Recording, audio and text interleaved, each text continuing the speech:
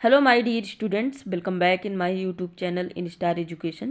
तो बच्चों, आज मैं आप लोगों के लिए हिंदी के बहुविकल्पीय प्रश्न लेके आ गई हूँ, जो कि आपके पिछले वर्षों में पूछा गया है और बहुत ही इम्पॉर्टेंट क्वेश्चंस हैं। ये आपके इस वर्ष में पूछा जा सकता है। तो चलिए फिर स्टार्ट करते हैं अपने हिंदी के बहुविकल्पीय प्रश्न। बच्चों, हमारा पहला प्रश्न है, आचार्य रामचंद्र शुक्ल किस युग के लेखक हैं? ऑप्शन है आपका शुक्ल युग, द्विवेदी युग, शुक्लोत्तर युग और भारतेंदु युग। तो बच्चों, जो आपने आचार्य रामचंद्र शुक्ल हैं, ये आपके शुक्ल युग के लेखक हैं। ठीक है, आचार्य रामचंद्र शुक्ल किस युग के लेखक हैं? ये आपके शुक्ल युग के लेखक हैं। तो ऑप्शन ए आपका जो है करेक्ट हो जाएगा। चलिए नेक्स्ट क्वेश्चन देखते हैं। नेक्स्ट क्वेश्चन है बच्चों, गबन की विधा क्या है? गबन की विधा क्या है? नाटक है, एकांकी है, उपन्यास है या फिर कहानी है?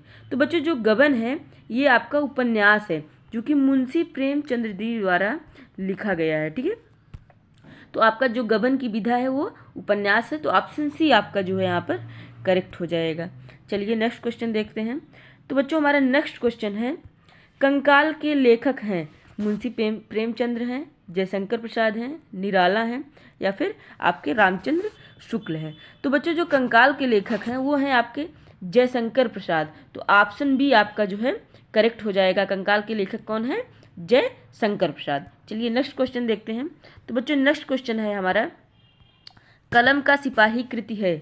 कलम का सिपाही कृति है धर्मवीर भारती की है, अज्ञेय की है, जैनेन्द्र की है, अमृत राय की है? तो जो बच्चों कलम का सिपाही है ये अमृत राय की कृति है। ठीक है, तो ऑप्शन डी आपका जो है सही हो जाएगा।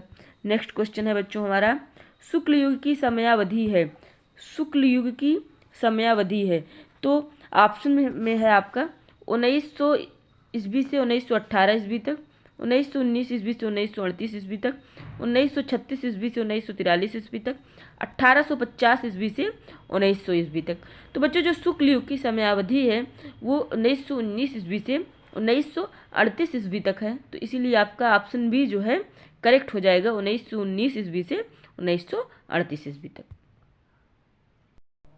तो बच्चों, प्रश्न नंबर 6 है हमारा, साकेत रचना है महादेवी वर्मा की, सुमित्रा नंदन पंत की, जयशंकर प्रसाद की या फिर ऑप्शन डी है मैथिली शरण गुप्त की? तो बच्चों, जो साकेत रचना है ये आपकी है मैथिली शरण गुप्त की रचना।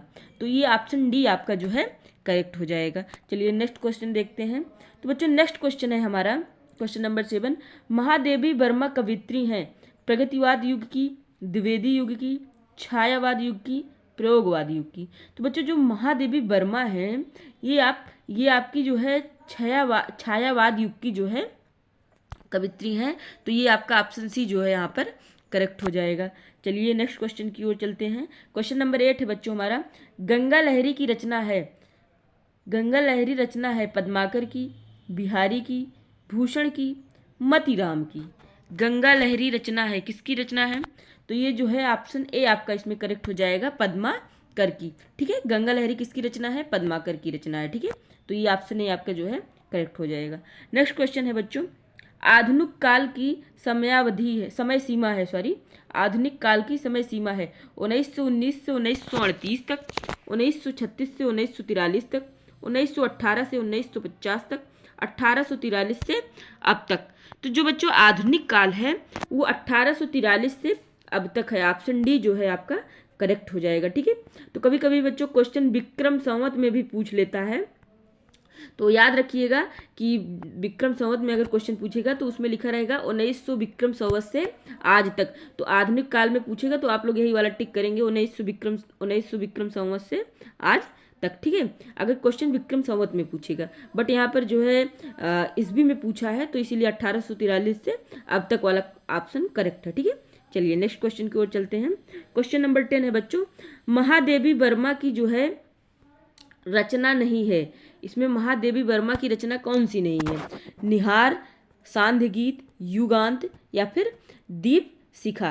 तो बच्चों, निहार भी महादेवी वर्मा की रचना है, सांध्य गीत भी महादेवी वर्मा की रचना है, युगांत आपका महादेवी वर्मा की रचना नहीं है, और दीप शिखा भी जो है महादेवी वर्मा की रचना है। तो ऑप्शन सी जो है आपका यहाँ पर करेक्ट हो जाएगा, क्योंकि इसमें पूछ रहा है कि महादेवी वर्मा की जो है रचना नहीं है, इसमें से बताना है कि कौन सी महादेवी वर्मा की रचना नहीं है। तो निहार और सांध्य गीत और दीपशिखा, ये तीनों आपकी महादेवी वर्मा की रचना है, और युगांत जो है आपकी महादेवी वर्मा की रचना नहीं है। क्वेश्चन नंबर 11 है बच्चों, हास्य रस का स्थायी भाव है, रति है, हास है, निर्वेद है, विस्मय है। तो बच्चों हास्य रस का जो स्थायी भाव है ये हास्य है आपका, ठीक है। तो ऑप्शन बी आपका जो है यहाँ पर करेक्ट हो जाएगा। चलिए नेक्स्ट क्वेश्चन की ओर चलते हैं। नेक्स्ट क्वेश्चन है बच्चों हमारा, पीपर पात सरिस मंडोला उपयुक्त पंक्ति में अलंकार है, रूपक अलंकार है, उपमा अलंकार है, उत्प्रेक्षा अलंकार है, या फिर अनुप्रास अलंकार है। तो बच्चों जो पीपर पात सरिस मंडोला है इसमें आपका उपमा अलंकार है, ठीक है। तो इसमें बच्चों पीपर पात उपमान है, मन आपका उपमेय है, सरिस आपका वाचक पद है, और डोला आपका साधारण धर्म है। चलिए नेक्स्ट क्वेश्चन की ओर चलते हैं। हमारा नेक्स्ट क्वेश्चन है बच्चों, सोरठा छंद में कितने चरण होते हैं? 4 चरण, 2 चरण, 3 चरण, 1 चरण। तो जो सोरठा छंद है इसमें जो है 4 चरण होते हैं, तो ऑप्शन ए आपका जो है करेक्ट हो जाएगा। चलिए नेक्स्ट क्वेश्चन देखते हैं बच्चों। नेक्स्ट क्वेश्चन है, उपदेश शब्द में प्रयुक्त उपसर्ग है। तो उपदेश शब्द में जो है जो प्रयुक्त उपसर्ग है उसका ऑप्शन दिया है उ, या फिर आ, या उप, डी ऑप्शन है अन। तो उपदेश शब्द में बच्चों उप जो है क्या है आपका उपसर्ग है, ठीक है। उपशब्द से जो है उपशब्द जो है प्रयुक्त, इसमें जो है क्या है उपसर्ग है, तो ऑप्शन सी आपका जो है करेक्ट हो जाएगा। नेक्स्ट क्वेश्चन की ओर चलते हैं बच्चों। नेक्स्ट क्वेश्चन, क्वेश्चन नंबर 15 है आपका, प्रत्यय के भेद हैं, 4 भेद हैं, 5 भेद हैं, 3 भेद हैं, या फिर 2 भेद हैं। तो बच्चों जो आपके प्रत्यय है, प्रत्यय का 2 भेद होता है, ठीक है। तो ऑप्शन डी आपका सही हो जाएगा। तो पहला होता है कृत प्रत्यय, ठीक है, और दूसरा होता है आपका तद्धित प्रत्यय, ठीक है। ये 2 जो है इसके रूप होते हैं, सॉरी ये 2 इसके भेद होते हैं। तो कृत पहला होता है कृत प्रत्यय और दूसरा होता है तद्धित प्रत्यय, तो इसीलिए प्रत्यय के 2 भेद हैं। चलिए नेक्स्ट क्वेश्चन की ओर चलते हैं। क्वेश्चन नंबर 16 है हमारा। क्वेश्चन नंबर 16 है आपका, हानि लाभ में समास है, द्वंद्व समास है, कर्मधारय समास है, द्विगु समास है, या फिर बहुब्रीहि समास है। तो बच्चों जो हानि लाभ है उसमें आपका द्वंद्व समास है, तो ऑप्शन ए आपका जो है करेक्ट हो जाएगा। चलिए नेक्स्ट क्वेश्चन देखते हैं, क्वेश्चन नंबर 17। क्वेश्चन नंबर 17 में बच्चों पूछा है, मछली का पर्यायवाची शब्द है, सॉरी मछली का पर्यायवाची है, द्विज है, मीन है, रचना है, मूढ़ है। तो इसमें मछली का जो पर्यायवाची है वो है बच्चों मीन, ठीक है। तो ऑप्शन बी आपका जो है यहाँ पर करेक्ट हो जाएगा। क्वेश्चन नंबर 18 की ओर चलते हैं। क्वेश्चन नंबर 18 है, यद्यपि में कौन सी संधि है? अयादि संधि है, दीर्घ संधि है, यड़ संधि है, या फिर वृद्धि संधि है। तो बच्चों आपका जो यद्यपि में संधि है वो है आपकी यड़ संधि, तो ऑप्शन सी जो है आपका करेक्ट हो जाएगा। क्वेश्चन नंबर 19 देखते हैं। तो क्वेश्चन नंबर 19 है बच्चों, मधु शब्द का द्वितीय विभक्ति बहुवचन रूप है, ठीक है। मधु शब्द का द्वितीय विभक्ति बहुवचन रूप है, मधुने, मधुना, मधुनी, मधुनी, ठीक है। तो ऑप्शन डी आपका जो है यहाँ पर करेक्ट हो जाएगा। चलिए नेक्स्ट क्वेश्चन की ओर चलते हैं। नेक्स्ट क्वेश्चन और लास्ट क्वेश्चन है इस वीडियो का। तो इसमें पूछा है बच्चों, पठेताम धातु का वचन एवं पुरुष है, पठेताम धातु का वचन एवं पुरुष है। ऑप्शन ए है प्रथम पुरुष बहुवचन, प्रथम पुरुष द्विवचन, ऑप्शन सी है प्रथम पुरुष एक वचन, ऑप्शन डी है मध्यम पुरुष द्विवचन। तो बच्चों पठेताम धातु का जो वचन और पुरुष है वो है ये मध्यम पुरुष है और द्विवचन है, तो ऑप्शन डी आपका जो है करेक्ट हो जाएगा।